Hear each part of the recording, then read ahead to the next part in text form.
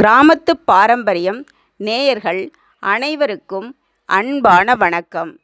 தீவினைகளில் இருந்து பாதுகாக்கும் திருநீற்று பதிகத்தை பற்றி நாம் இப்போ இந்த வீடியோவில் பார்க்கலாம். அந்த வீடியோக்குள்ளே போகிறதுக்கு முன்னாடி என்னோடய சேனலை இதுவரைக்கும் நீங்கள் சப்ஸ்கிரைப் பண்ணலை அப்படின்னா சப்ஸ்கிரைப் பண்ணிக்கோங்க.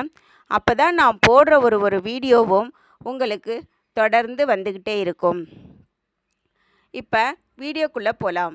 சைவ சமயத்தில் சில சொரூபமாக பார்க்கப்படுவது ருத்ராட்சமும் திருநீரும் ஆகும். திருநீறு அணிபவர்களை எந்த தீய சக்திகளும் நெருங்காது என்பதன் காரணமாகவே தினந்தோறும் திருநீரை நெற்றியில் அணிந்திட வேண்டும் என்று கூறப்படுகிறது. அந்த அளவிற்கு மகிமை பொருந்திய திருநீறு குறித்து திருஞான சம்பந்தர் அருளிய பதிகமே திருநீற்று பதிகமாகும். அதை அடுத்து அதன் சிறப்புகளையும் திருநீறு பூசுவதன் அவசியத்தையும் நாம் இப்போது அறிந்து கொள்ளலாம். 12 திருமுறைகளில் முதல் 3 திருமுறைகள் திருஞான சம்பந்தர் பாடியது ஆகும்.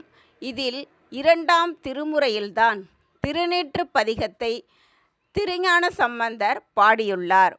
திருநீரின் பெருமைகளையும் சிவபெருமானின் பெருமைகளையும் போற்றி கூறப்பட்ட இந்த பதிகத்தை தினமும் பாராயணம் செய்து வந்தால் தீராத நோய்கள் அனைத்தும் தீரும், தீவினைகளில் இருந்தும் பாதுகாக்கும் என்பது நம்பிக்கை. திருநீற்று பதிகத்தை படிப்பவர்களிடம் மந்திரமோ தந்திரமோ எடுபடாது. ஏனெனில் திருநீரே சிறந்த மந்திரமாகும் தந்திரமாகவும் விளங்குகிறது என்று திருஞான சம்பந்தர் கூறுகிறார்.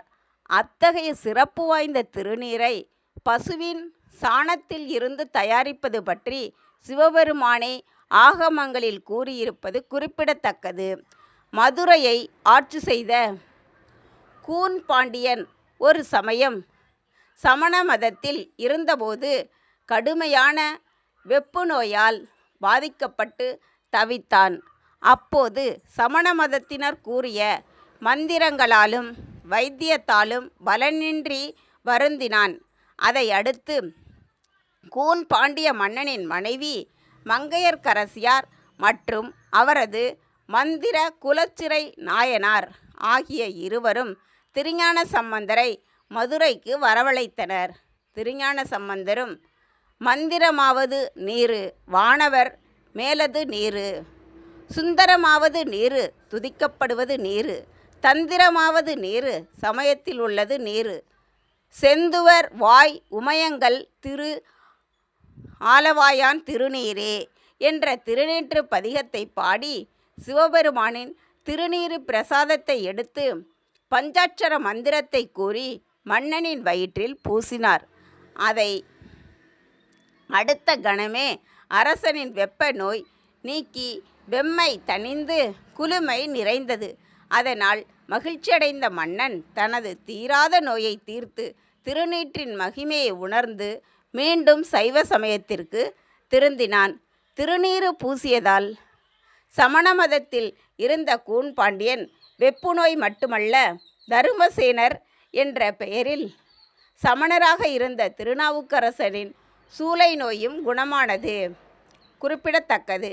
கூன் பாண்டியனை போன்றே தருமசேனரும் சமண மதத்தை விட்டு விலகி சைவ சமயத்தவராகி நாவுக்கரசர் என்று அழைக்கப்பட்டார். திருநீற்று பதிகத்தை கூறி விபூதி அணிவதால் உஷ்ணத்தால் வரும் வயிற்று நோய், கொப்புளம் உள்ளிட்ட வெப்ப நோய்களும் தொற்று நோயான காய்ச்சல் போன்ற அனைத்தும் நீங்கும். சிவபெருமானுக்கு முன் விபூதியை வைத்து இந்த பதிகத்தை கூறி நோயால் பாதிக்கப்பட்டவருக்கு விபூதியை பூசி விடுவதாலும் பலன் கிடைக்கும். திருநீறு பூசுவதன் மகிமையை பற்றி நாம் இப்போது தெரிந்து கொண்டோம். இந்த வீடியோ பிடிச்சிருந்தா லைக் பண்ணுங்கள், ஷேர் பண்ணுங்கள், கமெண்ட் பண்ணுங்கள். மறக்காமல் பெல் பட்டனை ப்ரெஸ் பண்ணுங்கள்.